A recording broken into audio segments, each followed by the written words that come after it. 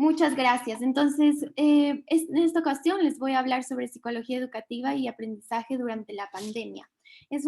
La psicología educativa es una disciplina que ocupa un espacio claro en el área de la salud mental, ¿no? Entonces, los psicólogos que aplicamos estos conocimientos en ámbitos educativos tomamos una evidencia científica a través de pruebas, de muestras, de entrevistas, de qué pasa con los niños cuando tienen conflictos en la educación.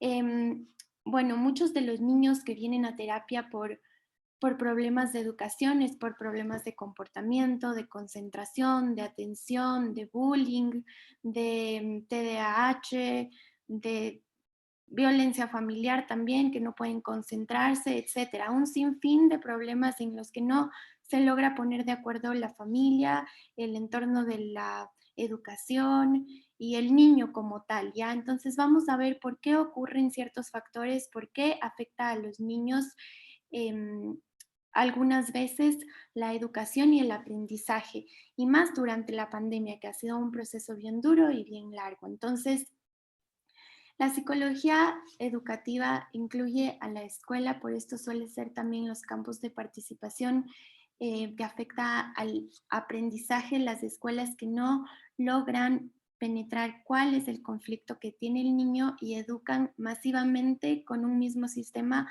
a todos los niños. Entonces los psicólogos educativos estudian lo que la gente expresa y hace que el maestro enseñe y cómo sus alumnos aprenden de manera significativa.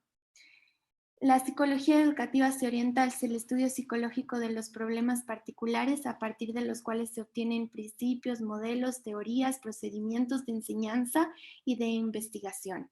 La meta principal de la psicología educativa es participar en la búsqueda de soluciones a los problemas, tanto académicos como conductuales que se presentan en niños adolescentes. Entonces, guía también a los docentes y directivos en las escuelas sobre estrategias de cuál sería una mejor opción de enseñanza para solucionar los problemas que se presentan a través de técnicas motivacionales que pueden estimular al niño la creatividad, los intereses, los aspectos académicos. Entonces, tanto docentes como estudiantes deben involucrarse en conjunto, buscar soluciones. Así se ofrece una formación constante y colectiva a manera de talleres relacionados, a manera de educaciones también especiales, estrategias, propósitos para desarrollar la potencial de los niños. Entonces la pandemia, como todos sabemos, vino y parece haber tomado a todos por sorpresa y su impacto ha sido global. Ha sido muy dramático ya que hemos perdido muchas vidas, las consecuencias económicas y sociales han sido devastadoras y pues en este escenario tan caótico, la pandemia ha presentado un desafío muy, muy, muy grande a la educación. Entonces, la educación ha tenido que cerrar, em, ha habido que distanciarnos socialmente. Entonces, esta readaptación de las formas de docencia y de evaluación convencional ya no fueron factibles y la única forma posible de que las actividades escolares sigan era realizarnos de forma online. Y esta operación compleja que se implementó de la noche a la mañana sin una planificación adecuada, ya que simplemente no había tiempo suficiente para pensar cómo se va a hacer. Estudiantes, docentes, familias tuvieron que responder y tuvieron que ajustarse a medida de lo que podían a esta situación imprevista y bastante inestable.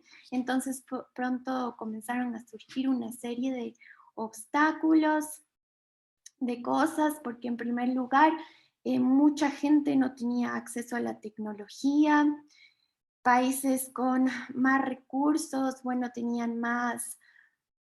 era más posible este acercamiento a la tecnología, pero de alguna manera el aprendizaje se vio afectado. Entonces, aparece una falta de infraestructura actualizada y accesos a Internet y millones de estudiantes pues no tuvieron acceso y no pudieron estudiar. Entonces, bueno, instituciones educativas, organizaciones, comunidades, se vieron como que afectados y tuvieron que hacerse competentes y tuvieron que sacar las habilidades necesarias para ofrecer una enseñanza en línea de alta calidad. Y en todos los sectores de la educación se pudo encontrar dificultades para abordar esta brecha digital. La sobrecarga de trabajo de los profesores es un problema, ya que los papás se sienten muy cansados. También hay una fatiga digital por parte de los alumnos, el desconocimiento de los problemas de gestión y privacidad. Todo fue un caos. Entonces, así como las prácticas docentes basadas en un aprendizaje más activo y en modelos de evaluación formativa, en interacción, supervisión, participación, todos se vieron afectados porque los profesores dan muy poca retroalimentación a los alumnos. Entonces, sin estar preparados para la A hacer un educación favor en bien grande, línea. disculpe. Justamente veo que no está pasando la primera diapositiva porque creo que tenía preparado algunas diapositivas. Ay, Sé que cierto. Sí, mil disculpas. ya, ahora sí lo Ya, vemos justamente. aquí. Bueno, sí, fue Ya, perfecto, mil disculpas. Muchas gracias. ya, gracias. Entonces, en este momento de único, digamos, de la historia moderna que estamos viviendo, desafortunadamente se ha cometido muchos errores y fracasos. Y los conceptos erróneos resultantes de los esfuerzos por enseñar digitalmente han obstaculizado la reputación de aprendizaje. Entonces, esto podría socavar en décadas de trabajo y experiencia que tanto pedagógicamente como tecnológicamente ha sido como un experimento masivo que ha hecho que los alumnos pierdan el sentido por aprender. Entonces se frustran, se cansan, se enojan. Y también otro aspecto relevante durante la pandemia ha sido el impacto en la salud mental de los alumnos. La mayoría de los análisis se han centrado en que hay muy altos niveles de estrés, de ansiedad que sufren las comunidades educativas a raíz de este periodo largo de encierro. Entonces hay también otra perspectiva, no tan así grave, digamos, porque hay alumnos que sufren mucho de bullying. Entonces, el impacto positivo del aprendizaje digital para niños con bullying fue bueno porque disminuyó la ansiedad de estos niños durante el confinamiento. Em, Ellos ya no recibían tantos ataques como recibían cuando estaban con sus amiguitos cerca, entonces su desempeño académico fue mejor, podían, digamos, estar tranquilos en casa sin recibir opiniones negativas. Y pues no aumentaron sus niveles de ansiedad y rindieron muy bien, pero las tecnologías digitales no se están actualizando para las redes de aprendizaje. Entonces, lo que yo voy a hablar un poco aquí ahora es de diferentes pedagogías a la tradicional que yo he visto que han funcionado mejor en línea y que los papás que siguen estas pedagogías están como más centrados, están más de acuerdo y se sienten mucho mejor en casa. Entonces, ¿cuál es la pedagogía Waldorf? Esta pedagogía es una técnica de enseñanza de Rudolf Steiner.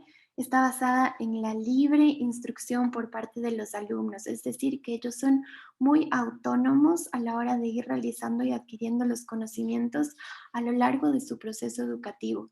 Esta metodología fomenta sobre todo el grupo cooperativo entre los estudiantes, centrado en cada etapa educativa, diferentes hipótesis de trabajo, de enseñanzas. Los alumnos adquieren de forma paulatina conceptos.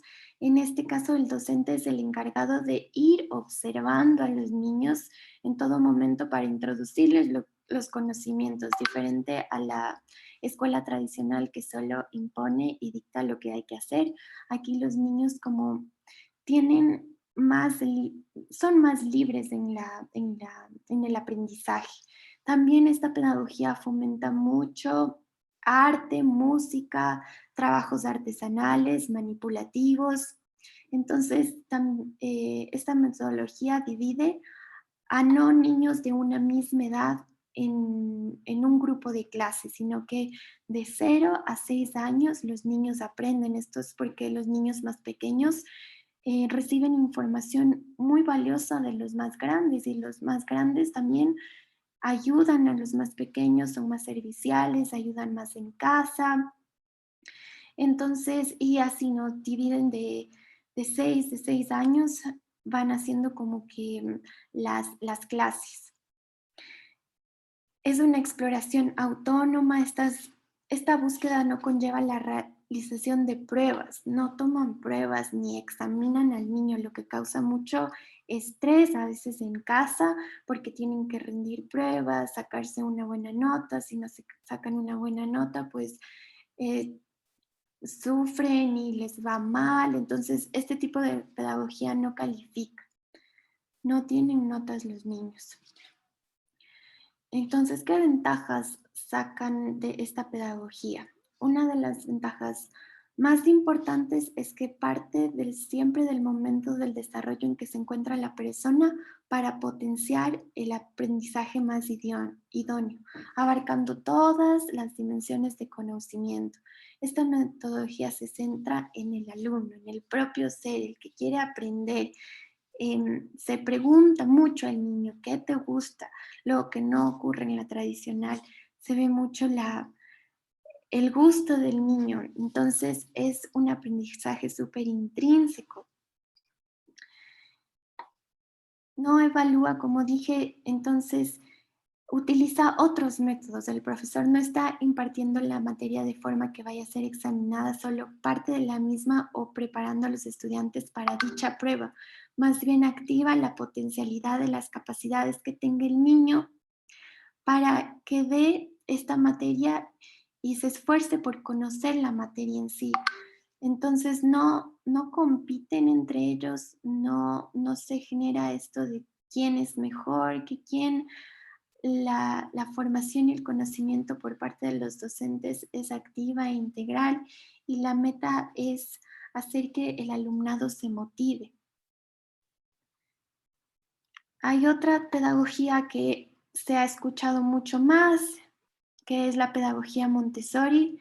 Algunas familias optan por coger un poco de cada una y no ser radicalmente, o sea, no coger una radicalmente, porque si bien estas pedagogías alternativas pueden ser beneficiosas, pero también a algunos padres les parecen como muy radicales. Entonces, la idea sería como optar por un poco de cada una y no, o sea, no dejar que el niño tampoco sea socialmente desadaptable, por así decirlo, porque cuando entre a una universidad, pues va a tener a profesores y a gente que le califiquen. Entonces, estas pedagogías también parten de que se debe, o sea, ellos deben no estar por debajo de todos, no compararse, hacer lo que a ellos les guste. Entonces, sin duda, en la universidad les va a ir muy bien. Es, es una pregunta muy frecuente por parte de los padres porque creen que no se van a adaptar después en la universidad o cuando tengan alguna prueba o algo así, pero si al niño le gusta tanto lo que siguió, pues no va a ser para él problema hacer frente a un examen de lo que a él le guste. Entonces, este método Montessori se caracteriza por promover un ambiente ordenado, preparado, estético, simple, donde cada elemento tiene su razón de ser. Entonces, cada material es súper pensado. El ambiente ofrece al niño oportunidades de comprometerse en un trabajo interesante, elegido libremente, que propicia prolongados periodos de concentración que no deben ser interrumpidos. El niño coge su bandeja de trabajo y puede irse a cualquier área de la clase, puede estar sentado en el suelo, puede ir al lado de la profesora, puede estar en cualquier lugar y realizar su trabajo sin ser interrumpido. La libertad se desarrolla dentro de los límites claros y los niños trabajan con materiales diseñados que brindan las llaves para explorar el mundo y para desarrollar habilidades cognitivas básicas. El adulto aquí es un observador y un guía. Ayuda y estimula al niño en todos sus esfuerzos. Le permite actuar, querer pensar por sí mismo, ayudándole a desarrollar mucha confianza y disciplina interior. La educación Montessori cubre todos los periodos educativos. El ambiente es un lugar muy abierto, muy bonito y promueve la independencia. Eso es muy importante porque el niño aprende a conocerse, aprende autodisciplina, hacen posible que encuentre actividades que van a ser como evolutivas en su desarrollo. Y también reúnen, al igual que el otro método, los, los niños son de 3 edades distintas, o sea, de 3 a 6 años, de 6 a 9, de 9 a 13 y así sucesivamente, porque así pues se favorece una cooperación entre todos, sea, o sea, nace un deseo de aprender del otro, el respeto mutuo, se incorpora conocimientos, ejercicios que en cada etapa de desarrollo son importantes. Entonces, el método Montessori es muy abierto a dirigir la capacidad humana que tiene el niño para desarrollarse y el adulto solo observa y si el niño necesita de él, pues se dirige a él, pero él guía sus capacidades e interés y le ofrece una oportunidad de trabajo inteligente con un propósito concreto hacia el cuidado de sí mismo. Otra teoría importante es la pedagogía Amy Pickler. Esta no es muy escuchada, pero fue, fue hecha por una pediatra formada en Viena. Entonces, ella demostró que la visión del niño es ser muy autónomo, que a cada uno le gusta aprender de una manera distinta y cada uno se desenvuelve bien a su manera en su propio entorno. Entonces se esforzó por encubrir sus necesidades, ofreciendo el máximo bienestar y ofreciéndole un óptimo desarrollo en todos los planes, físico, emocional, cognitivo, social. Desarrolló una serie de principios pedagógicos para formar a las cuidadoras que se ocupan de los bebés. Esta es una teoría para niños que comienzan a edades tempranas a evolucionar sus rutinas, su práctica en casa. Entonces es muy buena para niños de 0 hasta unos 10 años. Crea un sistema único de cuidados y original, hay mucho arte, convirtiendo los momentos cotidianos, digamos, como el aseo, vestirse, las comidas, el sueño, en actividades muy concretas, muy lúdicas, muy amables al desarrollo para que los niños puedan, o sea, les sea más fácil después de unos años hacerlas y no tengan problemas y los papás no tengan esos problemas continuos de mi hijo no me obedece, no quiere hacer la cama, no quiere lavarse los dientes, no come, solo come ciertas cosas.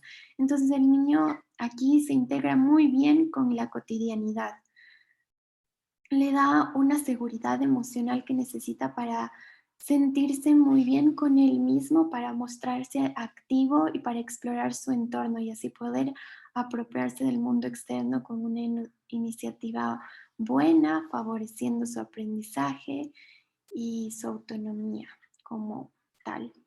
Entonces vamos a ver qué pasa con la pedagogía tradicional, que es la más ocupada y pues bueno, que ha traído bastantes problemas ahora en la pandemia. En la educación tradicional, lo que pasa como primordialmente es que los niños se desconectan de lo que están aprendiendo y pierden la curiosidad. Entonces, nuestro cerebro es muy potente y está diseñado y desarrollado para aprender sin esfuerzo. No necesita lecciones formales para hacerlo, no necesita que que alguien nos esté corrigiendo todo el tiempo. Son muchos los expertos que están evidenciando que la pérdida de talento en los centros educativos em, se basan en esta escuela tradicional, porque estos basan como que hay que tener la obtención de objetivos por cursos iguales para todos y no valoran a cada alumno como un individuo. Impone a nuestros hijos clases donde tienen que aprender cosas que muchas veces no les interesa y tienen que hacerlo de forma pasiva, siguiendo instrucciones, siendo obedientes, sin poder equivocarse, rodeados de niños de la misma edad y pues no tienen mucho que aprender de ellos, sino más bien solo socializan. Entonces, con los potenciales humanos que todos tenemos al nacer, que somos muy sociales, muy lingüísticos, matemáticos, emocionales, cognitivos, todos somos muy genios al nacer, pero poco a poco esa genialidad se va rompiendo y agota, y también agota mucho a los profesores porque desprenden mucha energía tratando de imponer reglas que muchas veces no dan los resultados y no son satisfactorios los resultados. Es común que los niños tengan muchos problemas en lenguaje y matemática. Les escucho a muchos papás decir que mi hijo no le va bien en matemática, que tiene problemas. em, y bueno, es que no se enseña acorde al niño, se enseña acorde a una base que ya fue impuesta hace muchos años. Hay niños que aprenden matemáticas de forma muy lúdicas, como con música, y les va muy, muy bien. Entonces, la comunidad educativa debe saber y debe estar como debe estar de acuerdo que el cerebro es muy potente y está diseñado para aprender sin esfuerzo, entonces no necesitamos lecciones formales para hacerlo. Los niños se desenganchan de lo que son verdaderamente, dejan de buscar el sentido de las cosas, pierden la curiosidad porque se tienen que pasar todos los días respondiendo a instrucciones exteriores, intentando satisfacer al adulto, pero cuando toda esa vida interior tan creativa y luminosa se calla, no solamente pierden los niños, sino que perdemos toda la sociedad como tal. El sistema educativo tradicional afecta a papás, a niños y a profesores. Necesitamos un sistema que pare de interferir y respete los mecanismos de desarrollo y los mecanismos biológicos que los niños tienen para aprender. Aquí entra mucho la neurociencia porque la neurociencia dice que nuestro cerebro tiene una capacidad para curarse, para sanarse a sí mismo, para encontrar otras vías de aprendizaje muy buenas. Entonces, si la educación hace que cada uno experimente las respuestas pedagógicas las más adecuadas, tomando en cuenta la personalidad del niño, sabemos que no sería como una réplica para todos del aprendizaje, sino que se daría importancia al niño como tal y se puede ver que los niños em, tienen como unas condiciones para aprender innatas. Entonces, si se les da unas buenas herramientas, pues ellos van a aprender sin presión, sino que con libertad. Van a aprender a estudiar en libertad. Aprender de forma natural tiene consecuencias muy positivas en la personalidad de los niños y en cómo se comportan con los demás, mejorando sus habilidades sociales y morales. Estos niños son más generosos, más empáticos, más autodisciplinados y, y es eso, o sea, las anteriores pedagogías que dije, pues crean ese tipo de niños, niños que tienen una vinculación más natural y más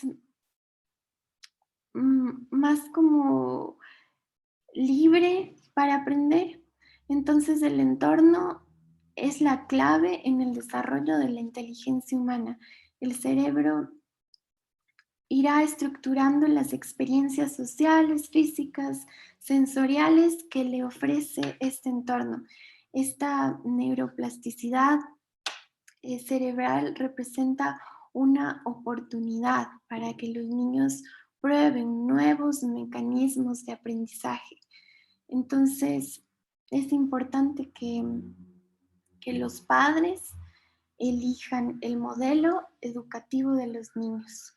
La elección del modelo educativo y el tipo de centro en el matricular a sus hijos es una decisión compleja y movida por distintas opiniones e intereses que se dan en casa. Entonces, dentro de las pedagogías alternativas podemos encontrar diferentes métodos que hace un par de años ya están desequilibrando la metodología tradicional como la vía más adecuada para educar a los niños. Cada vez son más los padres que se unen a estos nuevos tipos de pedagogías y promueven y defienden la libertad de actuación del niño, estableciendo claras diferencias en la relación profesor-alumno y convirtiendo al niño en principal artífice de su desarrollo. Eso es lo más importante. Entonces yo en estos tiempos de pandemia que han venido algunos padres con recomendaciones, he sacado algunas herramientas útiles para el estudio en casa. La planificación y control. Esta estrategia está referida a la metacognición utilizada en el aprendizaje. Entonces mide la habilidad del estudiante para planificar su estudio-aprendizaje. Yo sé muy bien que me debo acoplar cuando vienen niños con una escuelita tradicional a que sé que le imponen reglas y que los papás le obligan a hacer deberes y cosas así. Entonces, esto de planificación y control es muy buena porque hace que los niños saquen sus características personales de cómo van a planificarse para hacer sus deberes, em, a qué hora van a hacerlo. Entonces se hacen como una lista de la semana de todo lo que tienen que hacer y planifican muy bien su semana. Durante y después de la realización de las tareas. Entonces, hay una planificación antes de hacer la tarea y después de hacer la tarea, así el niño ve cómo mide él mismo sus éxitos y fracasos obtenidos. Entonces, él es el responsable de ver cómo le fue en dicha materia y cómo después de hacer la planificación y control, cómo le va después. Y si no le sirve esa planificación que hizo, pues puede variar de planificación y así hasta encontrar su propia manera, digamos, de hacerlo. El conocimiento son las que tienen por objetivo valorar el autoconocimiento que posee el estudiante, que facilitan o dificultan el aprendizaje, las conductas del lugar en que se estudia, el empleo de técnicas, recursos o procedimientos específicos. Entonces, conocer el lugar donde el niño le gusta hacer y elaborar sus tareas es muy importante porque a veces le ponen en lugares muy arrinconados, en lugares donde no hay ventilación, en lugares donde el niño se siente más presionado, siente más estrés, y si pudiera hacer sus tareas en lugares que a él le gusten, pues haría de una mejor manera. Autoevaluación. Este indicador evalúa la capacidad propia del estudiante para valorar él mismo los posibles resultados cuando hace las evaluaciones.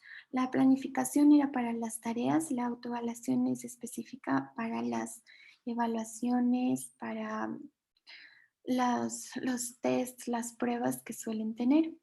Personalización de aprendizaje son las que valoran el análisis crítico y la posición personal sobre los contenidos a partir de un proceso de comprensión y reflexión previo sobre los mismos, como producto de relación de los nuevos conocimientos con los previos, posibilitando la aplicación de nuevos conocimientos aprendidos dentro del contexto académico para resolver nuevas tareas de aprendizaje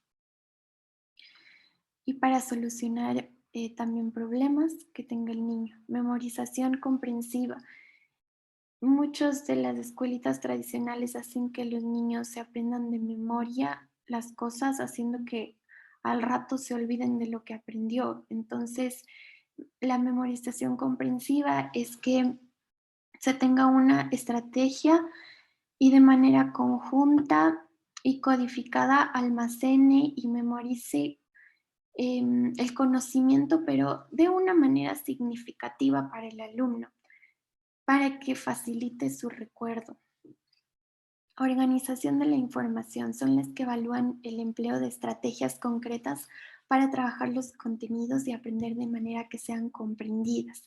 Entonces siempre, claro, ser muy ordenado en la información que les da el profesor y que ellos puedan también elaborar un resumen ordenado donde puedan ver de mejor manera la información. Adquisición de la información. Entonces se adquiere la información, pero se adquiere la información muy superficialmente. Entonces que el niño indague en la información y que después ponga en su cuaderno cómo a él le gustó más esa información. Motivación y expectativas positivas son las que valoran la presencia de la motivación interna hacia el aprendizaje del estudiante, así como las expectativas positivas sobre sus futuros éxitos, hacer que el niño se visualice a él mismo sacando buenas notas. Esto de la visualización es muy, muy importante porque el poder de nuestra imaginación puede hacernos crear realidades. Entonces, si al niño le va mal en cierta materia, por ejemplo, que se visualice a él mismo haciendo los ejercicios de diferente manera, con una autoestima más elevada, que, que sea él el que puede verse a sí mismo disfrutando de la materia. Control de contextos son las que valoran la habilidad del estudiante para controlar las condiciones físicas, ambientales. Esto es como la iluminación del espacio, ausencia de ruidos que le distraigan, que no tengan tantas figuras o cosas a su alrededor que puedan imposibilitar la concentración, que su espacio sea limpio, y explicarle el por qué, no solo obligarle a que su espacio esté limpio, sino que explicarle que eso le va a traer más claridad. Atribuciones externas es una expectativa negativa, son las que evalúan al estudiante los posibles fracasos del aprendizaje.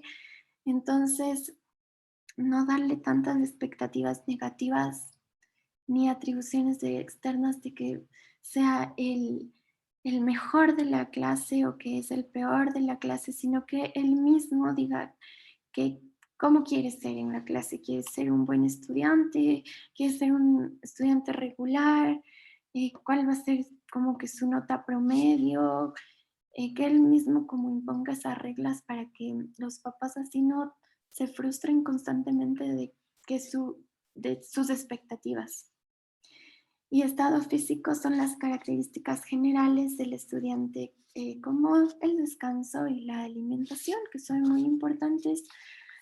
Escucho mucho decir, no, mi hijo no alcanza a desayunar o no se baña o cosas así, como que la rutina es súper importante para que él pueda tener claramente qué va a hacer en la mañana. Entonces, la comida debe ser a una hora en específico y debe ser no obligada tampoco porque va a causar estrés en el niño. Entonces, debe ser una rutina acorde al niño. Y bueno, entonces la educación Montessori, Waldorf, Pickler destacan sus resultados en la pandemia y por la formación de exitosos emprendedores y líderes. La autonomía que se les enseña desde pequeños a los alumnos fue pieza fundamental para poder sortear la pandemia de manera exitosa.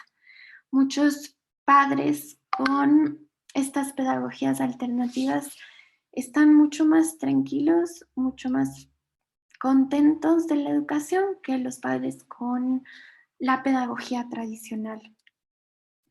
No es fácil para ninguna de las escuelas el cambio, pero sin duda en avances y resultados las escuelas alternativas dan mejores resultados que la tradicional.